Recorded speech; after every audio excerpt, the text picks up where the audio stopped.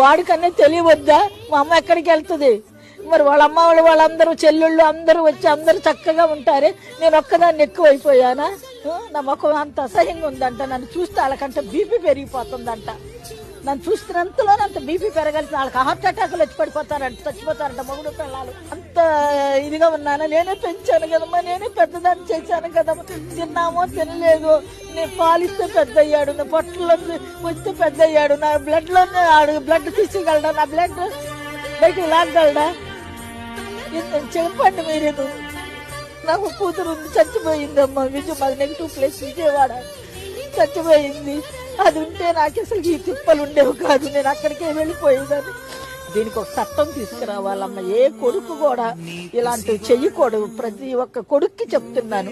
దీని వెనకాల వాళ్ళ భార్యలు వాళ్ళ అమ్మలే ఉన్నారు. భార్య చెప్పుకోవాలిగా, మా అమ్మ ఒక్కదాయే ఉంది, మా అమ్మకి ఎవరు